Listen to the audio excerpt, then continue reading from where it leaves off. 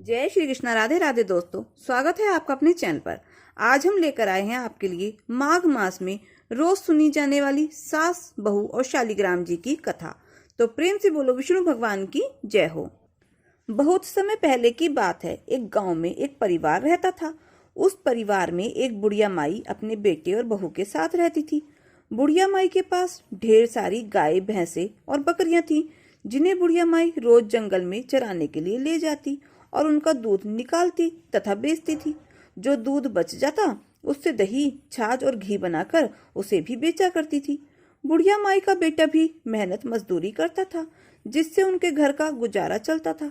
बुढ़िया माई इन सभी कामों को करने के साथ साथ ही रोज शालिग्राम भगवान की पूजा किया करती थी और सुबह शाम शालिग्राम भगवान को भोग बना करके भोग लगाती थी। शालिग्राम भगवान की आरती करती और भजन कीर्तन करती रहती थी। यही उसकी दिनचर्या थी।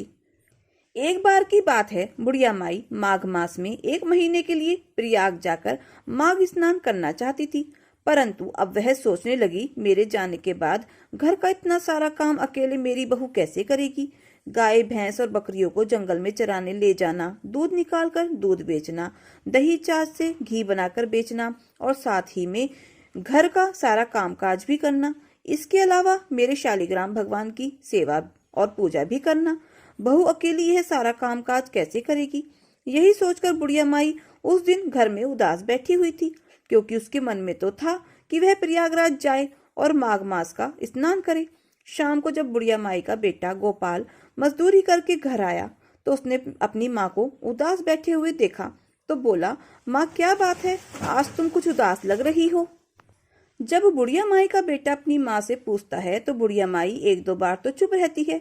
फिर बुढ़िया माई अपने बेटे से बोलती है, बेटा गोपाल, माघ का महीना चल रहा है, मेरा मन कर रहा है कि इस बार मैं भी माघ मास में प्रयाग जाकर माघ स्नान करूं। परंतु बेटा, मेरे जाने के बाद बहू घर का सारा कामकाज अकेले कैसे संभालेगी। तब बुढ़िया माई का बेटा गोपाल अपनी माँ से बोलता है, माँ, अगर तुम्हारा मन प्रयाग जाकर माघ स्नान करने का हो रहा है तो तुम जरूर जाओ।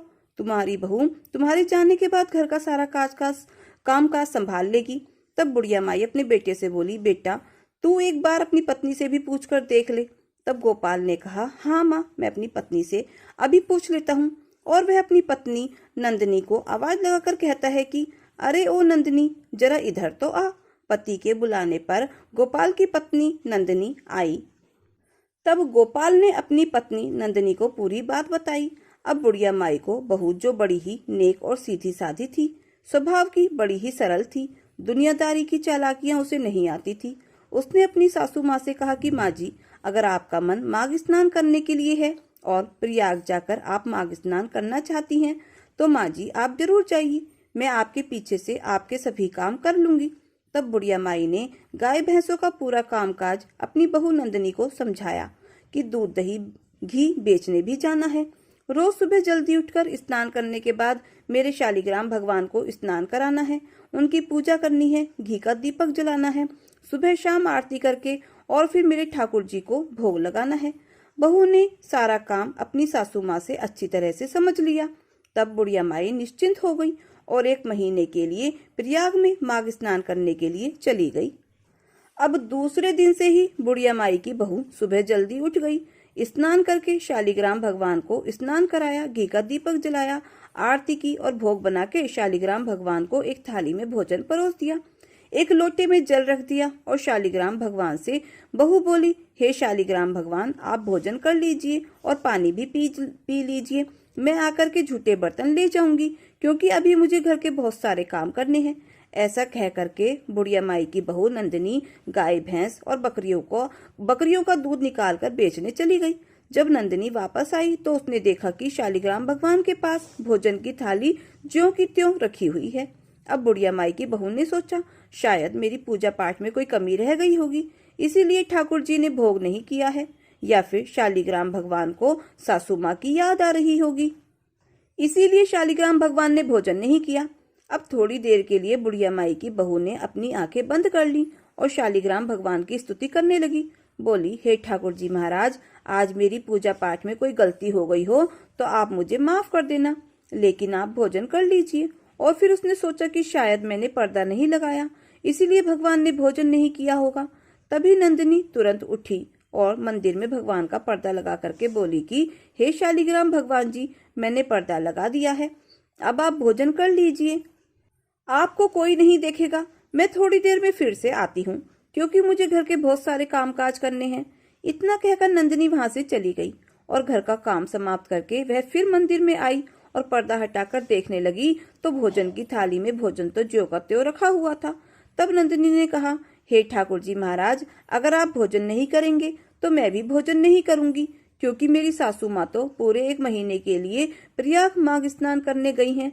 अगर आपको मेरी सासू माँ की याद आ रही है तो आप चिंता मत कीजिए, 1 महीने के बाद माँ जी वापस घर आ जाएंगी, फिर वही आपकी सेवा पानी और पूजा पाठ करेंगी, वही आपको भोजन भी परोसेंगी। अभी आप भोजन कर लीजिए। अगर आप इस तरह 1 महीने तक कुछ नहीं खाएंगे, भोजन भी नहीं करेंगे, तो आप बहुत कमजोर हो जाएंगे, बिल्कुल दुबले पतले हो जाएंगे और बीमार पड़ जाएंगे। फिर मेरी सास आएगी और आपको ऐसी हालत में देखेगी तो मुझसे बहुत ज्यादा नाराज होंगी। अगर आप भी भोजन नहीं खाएंगे तो मैं भी भोजन नहीं खाऊंगी। ऊपर बैकुंठ में बैठे शालिग्राम भगवान जी अब मन ही मन सोचने लगे कि यह बुढ़िया की बहू तो बड़ी ही सीधी है। अगर यह पूरे 1 महीने तक भोजन नहीं खाएगी तो बेचारी बीमार पड़कर मर जाएगी और इसकी हत्या का पाप मेरे सिर पर चढ़ेगा। मेरी वजह से इसने भी भोजन नहीं खाया है। तभी शालिग्राम भगवान ने एक छोटे से बालक का रूप बनाया। छोटे छोटे पांव, छोटे छोटे हाथ, पीले रंग की धोती कुर्ता पहने, हाथ में मुरली लिए और पांव में चांदी के कड़े और गले में सोने का कंठा, हाथ में छोटी सी बांस की मुरली लिए वहां पर प्रकट हो गए और उन्होंने पूरा भोजन खा लिया और जो लोटे का पानी था वह भी पी लिया। अब बुढ़िया माई की बहू से शालिग्राम भगवान बोले, बेटी, मैंने पूरा भोजन खा लिया है, अब तुम भी भोजन कर लो। अब मैं तुम्हारी गाय भैंस और बकरियां चराने के लिए जंगल में जा रहा हूँ। अब मैं शाम को ही घर लौटूंगा। तब बुढ़िया माई की बहू नंदिनी बोली, हे ठाकुर जी महाराज, आप क्यों हमारे मवेशियों को चराने जाएंगे? अगर मेरी सास को पता चलेगा तो वह मुझ पर बहुत नाराज होंगी। तब शालिग्राम भगवान जी बोले, अरे नंदिनी, पूरा दिन मैं घर में ही तो रहूंगा, तो मेरा मन भी नहीं लगेगा। अगर मैं तुम्हारी बकरियां, गाय भैंस चरा कर लाऊंगा तो मेरा पूरा दिन कट जाएगा। तब नंदिनी कुछ नहीं बोली। इस तरह अब शालिग्राम भगवान जी उसके सारे जानवरों को जंगल में चराने के लिए ले गए। शाम को सभी जानवरों को घर वापस ले आए और आते ही बोले कि नंदिनी, गरम गरम रोटी, दूध का कटोरा और मक्खन दे दो, बहुत भूख लगी है। बुढ़िया माई की बहू नंदिनी ने शालिग्राम भगवान की बात सुनी तो उन्हें जल्दी से आसन पर बिठाया और चौकी पर भोजन की थाली रखी। गरम गरम दूध का कटोरा, मक्खन और जो खाने में था सब कुछ परोस दिया। भगवान शालिग्राम जी ने भोजन खाया, मक्खन खाया, गरम गरम दूध पिया और वापस अपनी मूर्ति में चले गए। अब तो रोज यही होने लगा। इसी तरह पूरा माघ का महीना धीरे धीरे बीत गया और बुढ़िया माई का वापस आने का समय हो गया। माघ स्नान करके बुढ़िया माई वापस अपने घर आ गई। घर आकर बुढ़िया माई सबसे पहले अपने घर के बने मंदिर में भगवान शालिग्राम के दर्शन करने के लिए गई तो वहां पर उसे शालिग्राम भगवान की मूर्ति दिखाई नहीं दी। तब बुढ़िया माई ने अपनी बहू नंदिनी से पूछा कि हे बहू, मेरे शालिग्राम भगवान की मूर्ति कहाँ है? बहू बोली, माँ जी, आपके शालिग्राम भगवान हमारे मवेशियों को चराने जंगल में गए हैं, अब तो वह शाम को ही लौटेंगे। ऐसा सुनते ही बुढ़िया माई का माथा ठनका। वह नाराज होते हुए बोली, बहू, कहीं ठाकुर जी भगवान मूर्ति से निकलते हैं और हमारे मवेशी चराने जंगल में जाएंगे? बहू, तुम झूठ बोल रही हो, तुमने ही मेरे ठाकुर जी की मूर्ति को कहीं रख दिया है या फिर कहीं फेंक दिया है। देख बहू, सच सच बता, मेरे शालिग्राम भगवान कहाँ है? बुढ़िया माई अपनी बहू को जोर जोर से डांटने लगी।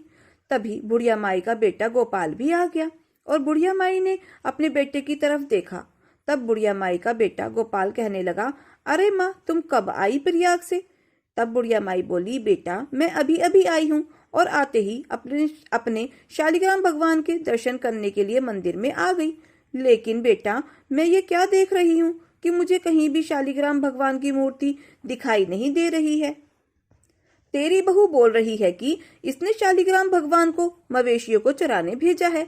देख बेटा, मैं तेरे कहने पर ही प्रयाग माघ स्नान करने गई थी और मैंने घर का और शालिग्राम भगवान की जिम्मेदारी तेरी पत्नी को सौंपी थी। अब तू ही अपनी पत्नी से पूछ कि मेरे शालिग्राम भगवान की मूर्ति कहाँ है।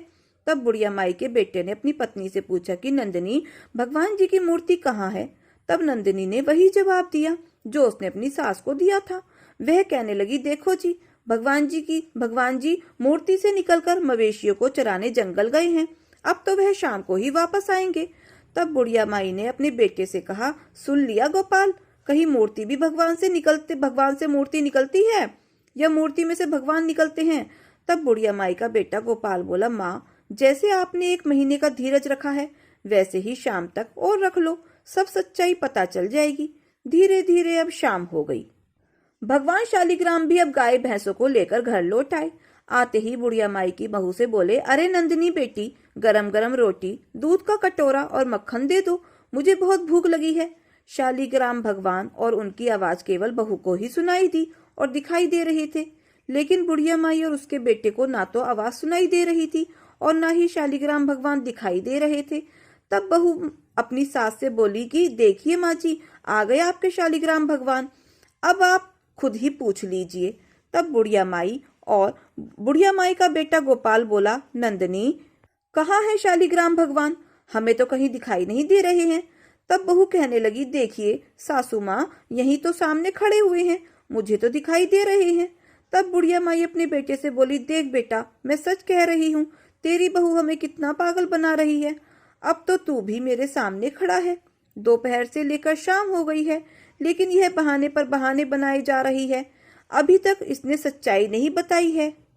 माना कि इस पर काम का बोझ ज्यादा था, लेकिन इसने शालिग्राम भगवान की मूर्ति को कहीं फेंक दिया है ताकि इसे मेरे शालिग्राम भगवान की पूजा न करनी पड़े। तब बहू कहने लगी, नहीं माँ जी, मैं झूठ नहीं बोल रही हूँ। तब बहू हाथ जोड़कर शालिग्राम भगवान से बोली, हे ठाकुर जी महाराज, जैसे आप मुझे दिखाई दे रहे हैं वैसे ही आप मेरी सासू माँ और मेरे पति को भी दिखाई दीजिए, नहीं तो वह मुझे झूठा समझेंगे।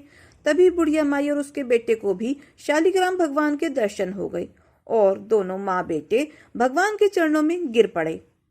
बुढ़िया माई रोते रोते शालिग्राम भगवान से बोली, हे ठाकुर जी महाराज, मैंने अपनी पूरी उम्र आपकी पूजा में गुजार दी, आपने कभी मुझे दर्शन नहीं दिए और न ही मेरा भोग स्वीकार किया। मेरी बहू ने 1 महीने माघ मास में आपकी पूजा पाठ करी और भोग लगाया, तो आपने केवल ना तो उसे दर्शन दिए बल्कि उसका भोग भी स्वीकार किया और उसके जानवरों को भी जंगल में चराकर ले आए और उसके घर में रहने लगे। तब शालिग्राम भगवान बुढ़िया माई से बोले, अरे बुढ़िया माई, तूने तो मुझे मात्र पत्थर की मूर्ति समझा था, लेकिन तेरी बहू ने तो मुझे एक जीती जागती आत्मा समझी, इसीलिए मैंने उसे दर्शन दिए और उसके भोग को स्वीकार किया है। हे बुढ़िया माई, तेरी बहू बहुत ही सच्ची और भोली भाली हृदय की है और बहुत ही सरल स्वभाव की है। ऐसे लोगों पर तो ठाकुर जी प्रसन्न होते ही हैं। तब बुढ़िया माई कहने लगी, हाँ ठाकुर जी महाराज, मुझे अपनी गलती का एहसास हो गया है। यह सच्चाई मानकर बुढ़िया माई हाथ जोड़कर अपनी गलती के लिए शालिग्राम भगवान से माफी मांगने लगी। शालिग्राम भगवान अब जाते जाते बुढ़िया माई के घर को ठोकर मार करके चले गए, जिसका उसका घर सुंदर महल में बदल गया और घर में सब अन्न धन के भंडार हो गए। और 3 महीने के बाद ही बुढ़िया माई की बहू नंदिनी गर्भवती हो गई और उसे 9वें महीने एक सुंदर पुत्र की प्राप्ति हुई। शालिग्राम भगवान ने जैसे बुढ़िया माई और बहू को दर्शन दिए, उसका भोग स्वीकार किया, वैसे ही हे शालिग्राम भगवान जी, ठाकुर जी महाराज, सबकी मनोकामना पूरी करना, सबका भोग स्वीकार करना, जो यह कहानी कह रहे हैं और जो यह कहानी सुन रहे हैं उनको भी दर्शन देना, उनका भोग स्वीकार करना, उनकी सभी मनोकामनाओं को पूरी करना। तो एक बार प्रेम से बोलिए, ठाकुर जी महाराज की जय हो, शालिग्राम भगवान की जय हो। तो दोस्तों, ये कथा कहानी आपको कैसी लगी कमेंट बॉक्स में जरूर बताएं, और अगर आपको अच्छी लगी हो तो प्लीज प्लीज वीडियो को लाइक, शेयर और सब्सक्राइब अवश्य करें, अपना प्यार और सहयोग दें। मिलते हैं फिर ऐसे ही नई कथा कहानियों के साथ। धन्यवाद।